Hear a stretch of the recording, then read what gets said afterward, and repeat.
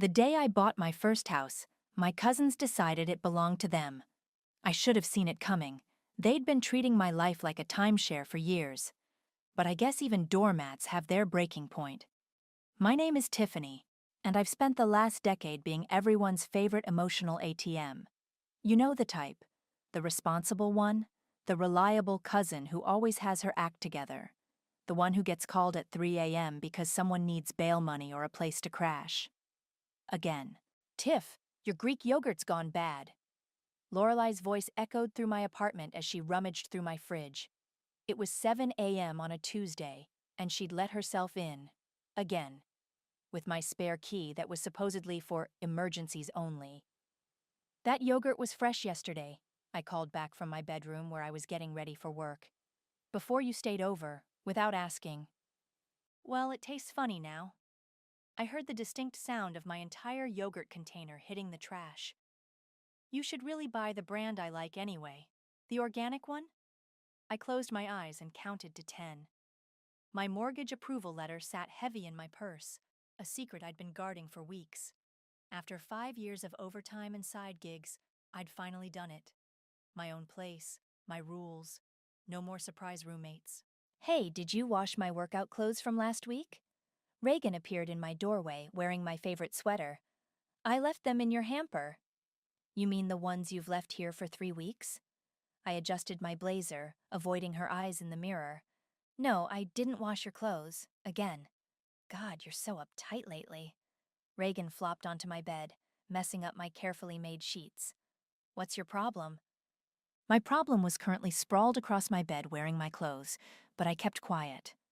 I'd learned long ago that confrontation just led to family-wide drama, tears, and guilt trips about blood being thicker than water. Instead, I grabbed my purse and headed for the door.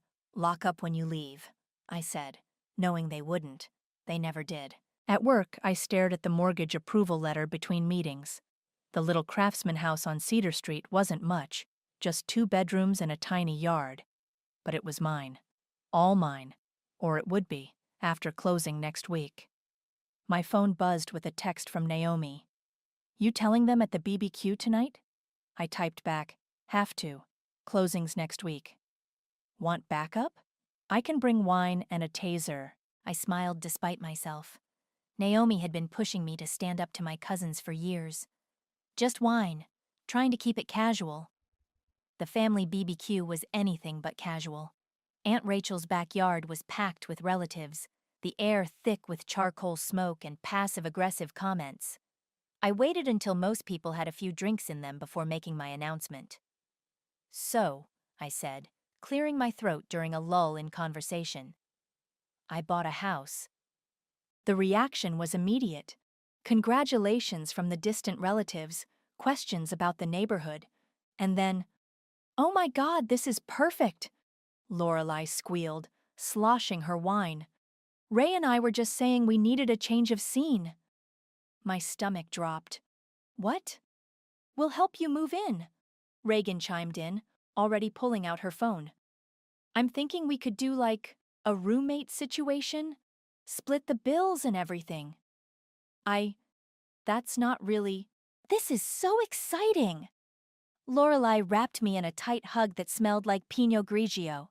We'll finally all live together like we always talked about. We never talked about. I call the master bedroom, Reagan announced to general laughter. I caught Naomi's eye across the yard. She made a throat-cutting gesture and mouthed, "Shut it down." But I just stood there, smile frozen in place, as my cousins planned their invasion of my home. My sanctuary. My escape. That's when something inside me shifted.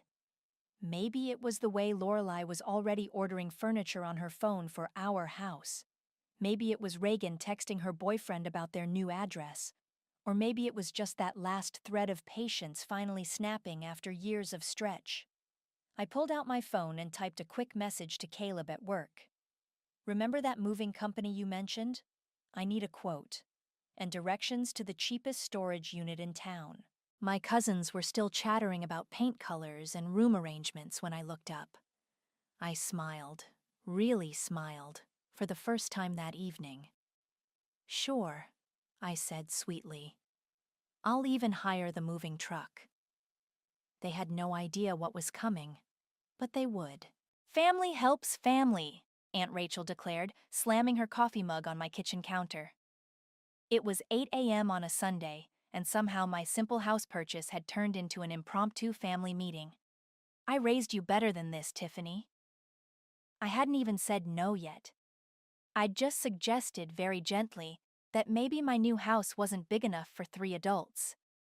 It's 2 bedrooms, I pointed out, trying to keep my voice level. And I need one for my home office. You can put your desk in the living room, Lorelei waved her hand dismissively. She was already measuring my kitchen windows with a tape measure she'd brought. These curtains won't work. I'm thinking something in emerald green. I haven't even closed on the house yet. Which is why it's perfect timing. Reagan bounced in, carrying a stack of home decoration magazines. We can help you make all the decisions. Oh, we should do a feature wall, something bold. My phone buzzed, a text from Naomi. How's the ambush going? I typed back quickly. They're redecorating my house before I've even moved in. Tell them to back off, came the immediate response. But before I could say anything, Aunt Rachel cleared her throat. You know, when your mother passed, I promised her I'd look after you, make sure you had family around you. And there it was, the dead mom card. I gripped my coffee mug tighter. Mom would want you to be happy, I said quietly. Exactly, Lorelei jumped in. And what could make you happier than living with your cousins? We're practically sisters. Sisters who never paid rent, ate all my food, and treated my belongings like a free shopping mall. I need to get to work, I said, standing up. It was Sunday. Oh, speaking of work, Reagan piped up, I might need to borrow some money for the move, just until my Instagram influencer career takes off. I walked to my bedroom, closed the door, and called Naomi. Girl, you need to shut this down, she said without preamble. I know. Then why aren't you? I watched through my window as Lorelei's BMW pulled up, loaded with more magazines and what looked like fabric swatches. Because I'm tired of fighting, I said. Tired of being the bad guy? Tired of being their doormat? Yeah. Then do something about it. I ended the call and opened my laptop. A new email from Caleb popped up. Storage unit reserved, 10x15, climate controlled, first month paid, moving company on standby. Another text from Lorelei lit up my phone. Found the perfect sectional for our living room. Only $3,000. You can put it on your credit card and we'll totally pay you back. I closed my eyes, remembering the last time they'd promised to pay me back. And the time before that. And before that. The doorbell rang. Isaiah stood there, looking uncomfortable. Hey, cuz, he said, shuffling his feet. Mom sent me to help with the planning. Of course she did. I let him in. Look, I know Lori and Ray can be intense, he started. Intense? I laughed. They've already picked out curtains, furniture, and decided which bedroom is theirs. In my house. They're excited. No, they're entitled. The words came out sharper than I intended. And everyone enables them. Isaiah had the grace to look ashamed. We're family. Stop. I held up my hand. Just stop. Being family doesn't make it okay to take advantage of someone. Nobody's taking advantage. Really? I pulled out my phone and showed him my notes app. Want to see how much money they owe me? Want to count how many times they've borrowed my clothes and never returned them? Or maybe we should talk about the time they threw a party in my apartment while I was at a funeral. Isaiah went quiet. I'm done talking, I said finally. It's time they listened. My phone buzzed again, a text from Aunt Rachel. Girls are so excited about the move. Remember, family first. I looked at Isaiah. You might want to clear your schedule for moving day. It's going to be interesting. What are you planning? I smiled, the same sweet smile I'd been perfecting for years. Just helping family. Isn't that what we're supposed to do? He looked worried, but didn't press further. Smart man. After he left, I called Caleb. You still got that storage connection? I asked when he picked up. Yeah. Why? Because I need a favor. And I need you to keep a secret. I'm listening. I watched another car pull up outside. Reagan with more magazines and what looked like paint samples. Time to teach my family about boundaries, I said. The hard way. You can just stack those boxes in the living room, I said sweetly, watching Lorelai and Reagan haul in their 5th load of belongings. Moving day's only 2 weeks away. This is just the first batch, Lorelai announced, dropping a box labeled designer shoes onto my couch. We figured we'd get a head start. You know, make the actual move easier. I nodded, snapping a quick picture of the growing pile when they weren't looking.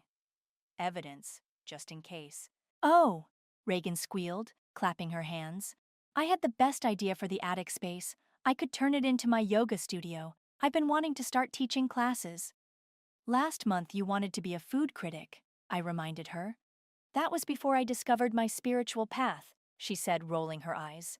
Besides, this could be really profitable. We could charge people for classes. In my house? Our house, Lorelai corrected, unpacking a crystal vase I definitely hadn't agreed to display. Family sharing space, remember? My phone buzzed.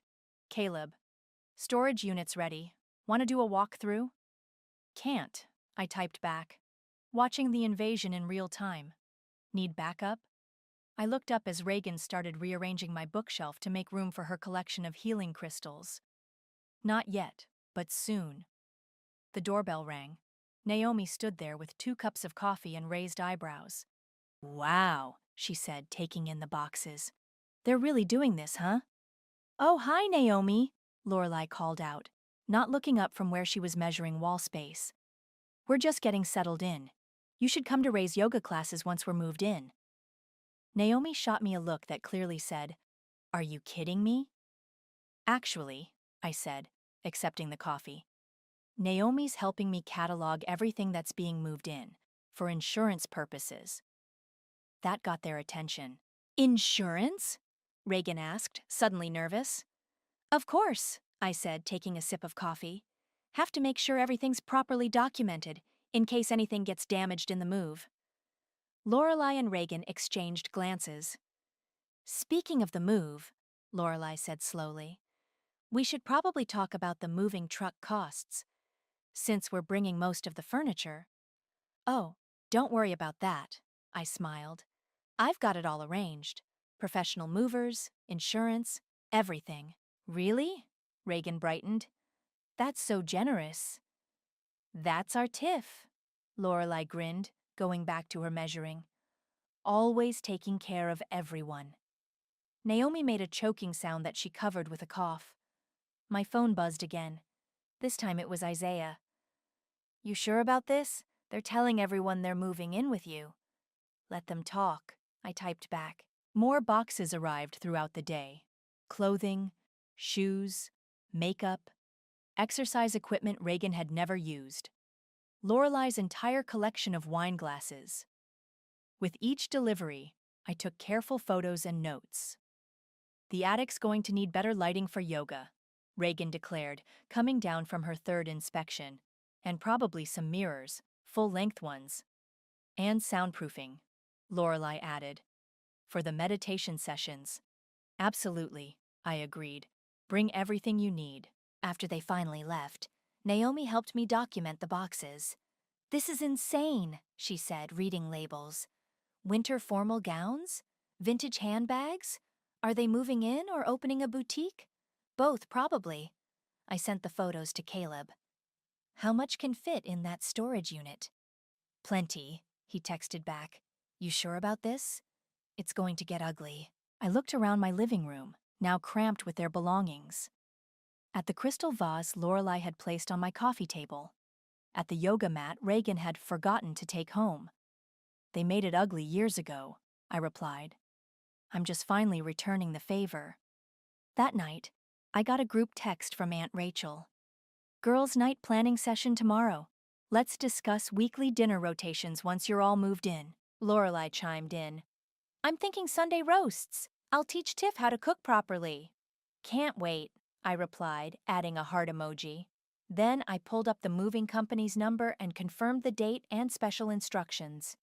The driver seemed confused about the destination switch, But the extra 100 I'd promised kept questions to a minimum. My phone lit up with another text from Reagan. Bringing over my aromatherapy collection tomorrow. Found the perfect spot in your room. We're going to have so much fun being roomies. I took a deep breath, smelling the lingering scent of Lorelei's perfume in my apartment. 2 more weeks, just 2 more weeks, and then they'd learn what happens when you push too far. Can't wait, I texted back. Bring everything you want to keep. Because soon, very soon, they'd learn the difference between what they wanted and what they deserved. The moving truck's here, Reagan squealed, bouncing on her toes as the large vehicle backed into their driveway. This is really happening. I stood in the morning sun, sipping my coffee, and watching the driver check his paperwork. Caleb had come through. The company had specific instructions and a hefty bonus waiting if they followed them exactly. You're being weirdly calm about all this, Lorelei said, eyeing me suspiciously. Usually you're such a control freak. Just excited to get everyone settled, I smiled, filming as the movers started loading boxes. Want to document the big day. The movers worked efficiently, loading box after box of my cousin's belongings. Designer clothes, expensive electronics, yoga equipment still in its original packaging, all carefully documented on my phone. We should follow the truck, Lorelei announced as the last box went in. Make sure everything gets there safely. Oh, I need to stop by the bank first, I said quickly. Why don't you head to the house? I'll meet you there. Perfect! We can start unpacking while we wait. Reagan was already in her car. Don't take too long. I watched them drive off, then quickly texted Caleb. They're heading to the house. Stall them. On it, he replied. Dave's ready with the truck at the storage facility. I took my time driving to my new house, taking the scenic route. My phone started buzzing 15 minutes later. Where's the truck? Lorelei demanded when I answered. We've been waiting forever. Traffic probably, I said calmly. You know how it is on moving day. Everything takes longer than expected. Another 20 minutes passed. More calls, more texts. I ignored them all. Finally, Reagan's name flashed on my screen. The tracking app says the truck is at Cedar Storage. What the hell, Tiffany? I pulled into my driveway, where both cousins stood waiting, faces red with anger. What's going on? Lorelei stormed over to my car. Why is the truck at a storage facility? I got out slowly, adjusting my sunglasses. Because that's where your stuff is going. What? Reagan's voice went shrill. This isn't funny, Tiff. It's not meant to be.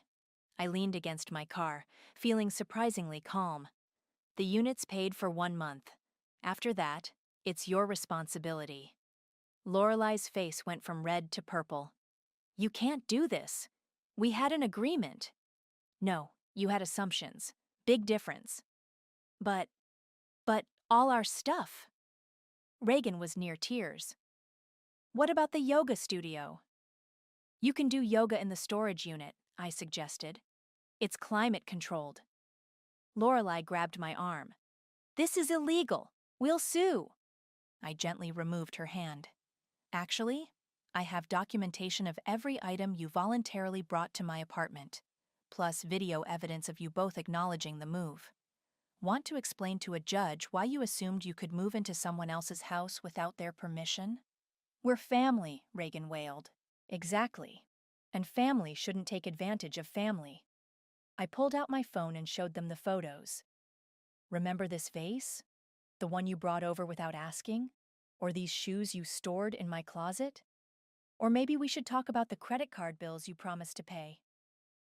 I'm calling Mom, Lorelei snarled, pulling out her phone. Go ahead. I'm sure Aunt Rachel would love to hear about the party you threw in my apartment during Grandpa's funeral. That made her pause. You've got 1 month, I said quietly. After that, the storage company auctions off unpaid units. Might want to hurry. I hear designer clothes sell fast. You'll regret this, Lorelei hissed. The whole family will hear about what you did. You mean how I helped you move? How generous I was to pay for professional movers? How I made sure all your belongings were safely stored? I smiled. Go ahead. Tell everyone. Reagan was openly crying now. Where are we supposed to live? Probably wherever you were living before you decided to commandeer my house. I walked past them to my front door. I hear your mom has plenty of room.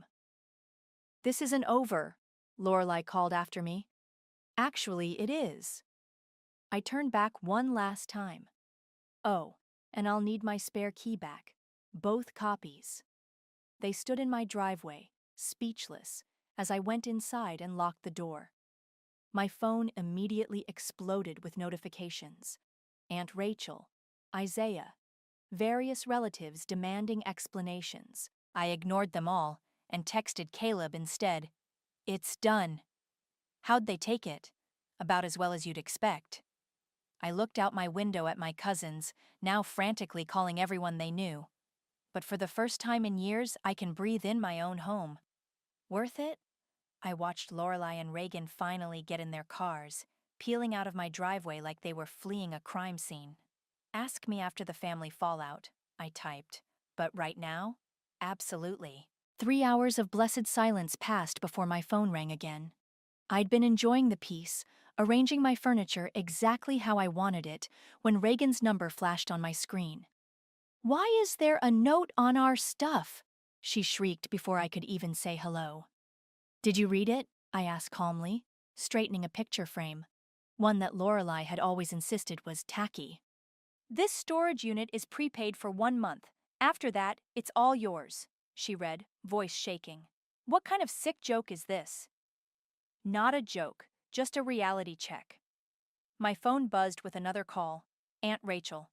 I ignored it. We trusted you. Reagan was full-on sobbing now. We're supposed to be family. Funny how family only matters when you want something from me. Another call. Isaiah this time. Then 3 texts in rapid succession. Isaiah. Mom's having a meltdown. Isaiah. Grandma's flying in tomorrow. Isaiah. Emergency family meeting. You have to come. Great, I muttered, just as my doorbell started ringing incessantly. I peeked through the peephole to see Aunt Rachel, mascara running down her face, jabbing at my doorbell like it had personally offended her. Tiffany Marie, she shouted through the door. Open up right now. I took a deep breath and opened the door. Hi, Aunt Rachel. She burst past me into the house. How could you, after everything we've done for you? Everything you've done for me? I felt that familiar anger rising. You mean like when you told everyone I was selfish for not letting Lorelai use my car after she crashed hers? Or when you made me feel guilty for not wanting Reagan to throw parties in my apartment? We raised you like one of our own.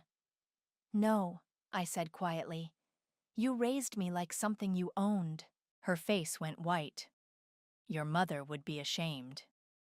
My mother would have wanted me to stand up for myself.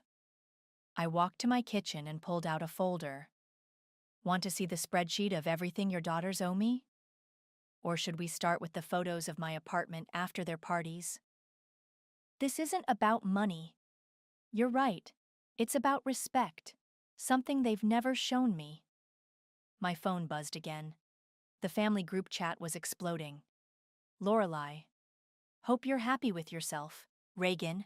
My crystals could get damaged in storage. Isaiah. Grandma's plane lands at 9 a.m. Aunt Rachel. Family meeting tomorrow at 2 p.m. Everyone must attend.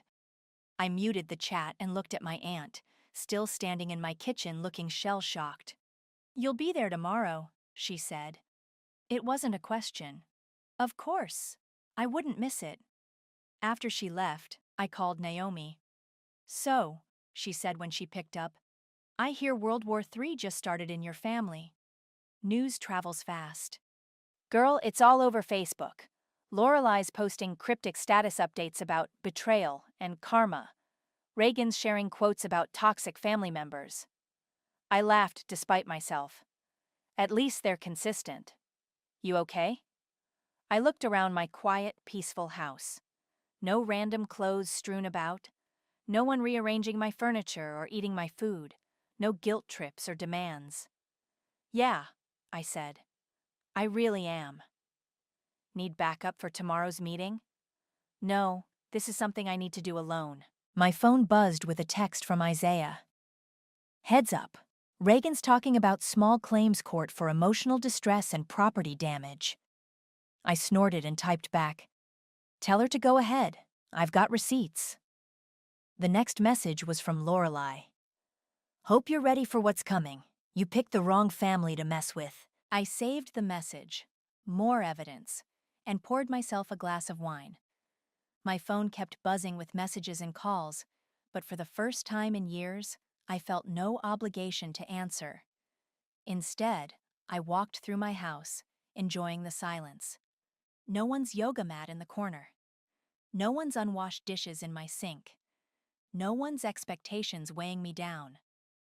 Another text, this time from Caleb. "Your cousins just tried to get into the storage unit. Security turned them away." "They okay?" I asked. "The security guard or your cousins?" "Both. Guard's fine.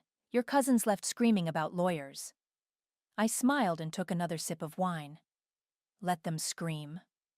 One final text came through from an unknown number. I almost ignored it, but something made me open it. "This is Grandma. We need to talk before tomorrow's meeting. Breakfast? 8 a.m.? I stared at the message for a long moment. Grandma had always been different from the rest. Tougher, fairer. But even she had her blind spots when it came to family. 8 a.m., I typed back. "But I'm not changing my mind." Her response was immediate. "Good, neither am I." Grandma was already at the diner when I arrived, a cup of black coffee in front of her and another waiting for me. She didn't look angry. If anything, she looked amused. "Quite a storm you've stirred up," she said as I slid into the booth. "They started it." "Oh, I know." She stirred her coffee slowly. "Remember when you were 10 and Lorelei convinced everyone you'd broken her new bicycle, even though she'd crashed it herself?" I blinked, surprised. "You knew about that?" "I've known about a lot of things, dear." She pulled out her phone, ancient but functional, and started scrolling through photos. Like this one. Christmas 3 years ago? The photo showed Lorelei wearing my brand new sweater, a gift I'd supposedly lost before even wearing it. "You've been keeping track?" "Someone had to." She put her phone away. "I wanted to see how long it would take you to stand up for yourself." The waitress came by with menus. We ordered. Eggs Benedict for me, blueberry pancakes for Grandma. "Why didn't you say anything?" I asked after the waitress left. "Would you have listened? Or would you have made excuses for them, like always?" She had me there. "The family meeting's going to be rough," she warned. "Rachel's on the warpath, says you've destroyed her girls." "They destroyed themselves. I just stopped enabling it." Grandma smiled, a sharp, satisfied expression. "Good answer. Now tell me everything. Start with the storage unit." By the time we finished breakfast, I had Grandma laughing so hard she nearly choked on her pancakes. "A month storage," she wheezed. "And they have to pay after that. Oh, that's beautiful. You're not mad?" "Mad? Honey, I'm proud. It's about time someone taught those girls about consequences." The family meeting was scheduled for 2 p.m. at Aunt Rachel's house. I arrived exactly on time to find the living room packed with relatives. Lorelei and Reagan sat on the couch, trying their best to look wounded. Isaiah hovered awkwardly by the window. Aunt Rachel stood in the center of the room, like a prosecutor ready to present her case. "Finally," she snapped as I walked in. "Now we can discuss your disgraceful behavior." "Can we?" I sat in an empty chair, feeling calmer than I expected. "Okay, let's discuss it." "You abandoned your family," Reagan burst out. "Left us homeless." "You have a home," I pointed out, "with your mother, where you were living before you tried to hijack my house." "We didn't—" Lorelei started, but I cut her off. "Want me to show everyone the texts? The videos? The spreadsheets of everything you've borrowed and never returned?" "That's different," Aunt Rachel interjected. "Family helps family. Really? I pulled out my phone. So, when I needed help with Mom's medical bills, where was this family helps family attitude? When I worked 3 jobs to keep my apartment, did either of you offer to actually pay rent while you were staying there? The room went quiet. Or how about when I had surgery last year? Neither of you visited, but you did throw a party in my apartment while I was recovering at Naomi's. That's not. Lorelei tried again. I have pictures, I said flatly. Want to see them? Enough! Aunt Rachel's voice shook. We raised you better than this. We took you in after your mother died, and held it over my head ever since. I stood up, feeling decades of resentment finally surface. You didn't take me in out of kindness. You took me in because it looked good, because it gave you another person to control. How dare you? No, how dare you? My voice was steady, even as my hands shook. You raised your daughters to think the world owed them everything, to take whatever they wanted, to use people and call it family. That's not true. Reagan was crying again.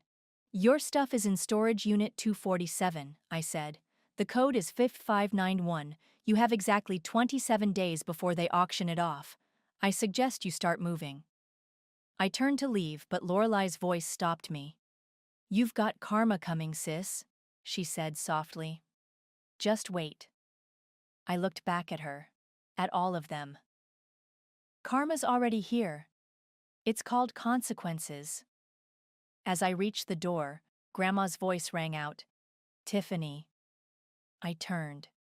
She was standing now, looking at the whole family. I'm having my weekly Sunday dinners at Tiffany's house from now on, she announced. Anyone who wants to attend better learn about respect first. The explosion of voices that followed us out was almost musical. Grandma linked her arm through mine as we walked to our cars. Well, she said cheerfully, that was more entertaining than my soap operas. Was it worth it? I asked. She squeezed my arm. Ask me again after they get their storage bill. Behind us, I could hear Aunt Rachel's voice rising above the chaos. But we're family! For the first time in years, that word didn't make me flinch. The first week in my house was blissfully quiet. No unexpected visitors, no borrowed clothes, no guilt trips, just peace, interrupted only by the occasional buzz of my phone showing another angry social media post from my cousins. Then Isaiah called. Reagan's really filing a lawsuit, he said without preamble. She's claiming emotional distress and property damage. I was making coffee in my kitchen. My perfectly arranged, nobody else's stuff in it kitchen. Let her. Tiff? She's serious. She's got a lawyer and everything. Good for her. I took a sip of coffee. I've got documentation of everything, including the time she borrowed my car without permission and got 3 parking tickets in my name. Silence on the other end. Then, she did what? Ask her about it. I've still got the receipts. After we hung up, I checked my email. 3 new messages from Aunt Rachel, all in caps, all about family loyalty. 2 from Lorelei with links to articles about toxic family members. Irony apparently lost on her. And 1 from the storage facility. Your cousins tried to access the unit again, Caleb texted a few minutes later. Security had to escort them out. They okay? Reagan threw her healing crystals at the guard. I snorted coffee through my nose. The doorbell rang. I checked the camera, Naomi holding takeout. So, she said, walking in and setting down Chinese food, I hear you're being sued. Apparently. I grabbed plates from my perfectly organized cabinets. For emotional distress and property damage that doesn't exist. You know what this means, right? I raised an eyebrow. You've won, she grinned. They're so desperate they're making stuff up. My phone buzzed again. A group text from extended family members. Aunt Patricia, family shouldn't treat family this way. Uncle Mike, your mother would be ashamed. Cousin Sarah, can't believe you'd do this to your own blood. I showed Naomi the messages. She rolled her eyes. Where were they when your cousins were taking advantage of you? Probably encouraging it. I muted the group chat. Apparently, I'm the family pariah now. Good. Naomi stabbed a piece of orange chicken. Better than being the family doormat. The next day, I came home from work to find my mailbox stuffed with printed screenshots. Every nice thing my cousins had ever done for me, compiled by Aunt Rachel. The note attached read, "See what you're throwing away?" I flipped through them. Lorelei letting me borrow a dress that she'd borrowed from me first. Reagan bringing me soup when I was sick, after crashing at my place for 2 weeks. All the favors that came with strings attached. The doorbell rang. Isaiah again. Reagan dropped the lawsuit, he said as soon as I opened the door. Let me guess. Her lawyer saw my documentation? He nodded. And the parking tickets, and the credit card statements, and the party videos. Funny how evidence works. He shifted uncomfortably. Look, I know they've been difficult. Difficult? I laughed. They tried to take over my house. They've been taking advantage of me for years, and everyone enabled it. Including me, he admitted quietly. I softened slightly. At least you can admit it. Mom's organizing a family intervention, he warned. She's getting everyone together next weekend. No? Tiff, no, I repeated firmly. I'm done with family meetings, done with interventions, done with guilt trips. They can keep their drama. I'm keeping my peace. My phone buzzed. A text from Grandma. Sunday dinner still on? Absolutely, I replied. Just us? And me? Isaiah asked hesitantly. I'd like to make things right. I studied him for a moment. He'd never been as bad as the others, just complacent. Maybe that could change. Dinner's at 6, I said finally. Don't be late. After he left, I walked through my quiet house again. Family photos I'd chosen. Furniture arranged my way. A space that was completely, utterly mine. My phone lit up with another barrage of messages, flying monkeys sent by Aunt Rachel to guilt me into compliance. I deleted them without reading. Then a final text from Lorelei. You'll regret this. Family is forever. I looked at the message for a long moment, thinking about all the years of manipulation, all the taking without giving, all the guilt trips and gaslighting. You're right, I typed back. Family is forever, but toxic relationships don't have to be. I blocked her number before she could respond. The doorbell rang again. I checked the camera, half expecting another angry relative. Instead, it was Caleb, holding coffee and wearing a concerned expression. Heard you might need backup, he said when I opened the door. Or at least caffeine. I smiled, letting him in. Both. Definitely both. Behind him, I could see Lorelei's car pulling up to the curb. Round 2 was about to begin. Lorelei didn't knock. She pressed the doorbell repeatedly like she used to do at my apartment. But this wasn't my apartment, and I wasn't that person anymore. Want me to handle it? Caleb asked, setting down his coffee. No. I straightened my shoulders. This is my house, my rules. I opened the door but blocked the entrance. Lorelei stood there, makeup perfect, smile cold. We need to talk, she said. No, we don't. Actually, we do. She held up her phone. See, Reagan might have dropped her lawsuit, but I've got my own evidence. Years of texts where you agreed to let us stay. Videos of us planning the move. Want to see how that plays in court? I smiled. Want to see the videos of you admitting you never planned to pay rent? Or the texts where you promised to pay back all the money you borrowed? Better yet, want to explain to a judge why you used my credit card without permission? Her smile faltered. You picked the wrong war, she said, echoing her earlier threat. No, you picked the wrong victim. I leaned against the doorframe. I'm not your backup plan anymore. Not your ATM, not your free storage unit or hotel or whatever else you needed me to be. After everything we've been through, you mean everything you put me through?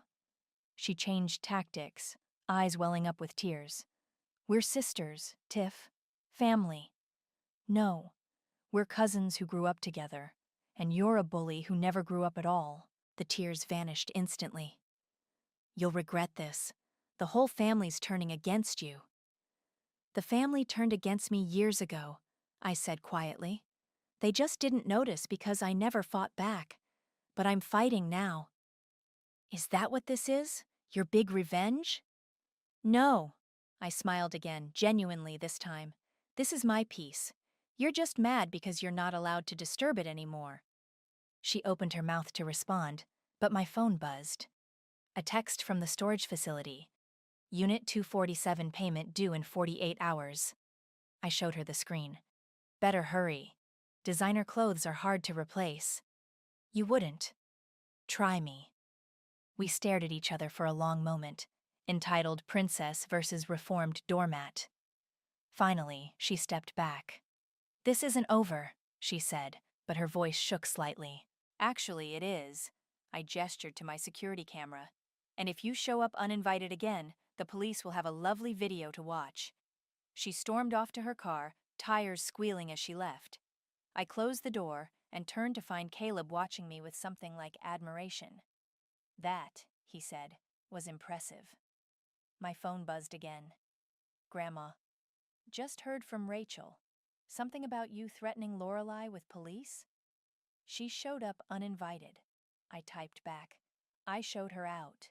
"Good girl. See you Sunday. I'm bringing pie." Another text, this time from Isaiah. "Mom's crying, Lorelai's raging, and Reagan's threatening to move to Europe. What happened?" "Growth," I replied. "Try it sometime." Caleb handed me my coffee, now lukewarm. "You okay?" I thought about it. About the years of manipulation, the guilt trips, the taking and taking and taking, about how standing up for myself had cost me half my family, the half that never really cared about me anyway. "Yeah," I said. "I really am." My phone lit up one last time, an email notification from the storage facility. Unit 247 had been emptied. They'd finally collected their things. "Want to celebrate?" Caleb asked. "There's a new restaurant downtown." "Are you asking me out?" He grinned. "Depends. Are you saying yes?" Before I could answer, a final text came through. From Aunt Rachel. "You've broken this family. I hope you're happy." I looked around my peaceful house. At the friend who'd helped me stand my ground. At the security camera that meant I never had to be caught off guard again. At all the space that was mine alone. "Actually," I typed back, "I've fixed myself. The family can do what they want with that information." I blocked her number too, then turned to Caleb. "Yes, to dinner. But I'm buying. Deal." He hesitated. "You know they'll try again, right? People like that don't give up easily." "I know." I picked up my keys, my house keys, that no one else would ever have copies of. "But I don't give up easily either. Not anymore." We stepped outside into the evening air. My house stood quiet behind us. No unwanted guests, no drama, no guilt. Just peace. Hard-won, long overdue peace. "Ready?" Caleb asked. I locked my door, my house, my life, and smiled. Absolutely. Behind us, the security camera blinked steadily, guarding my boundaries. And for the first time in forever, I felt completely, utterly free.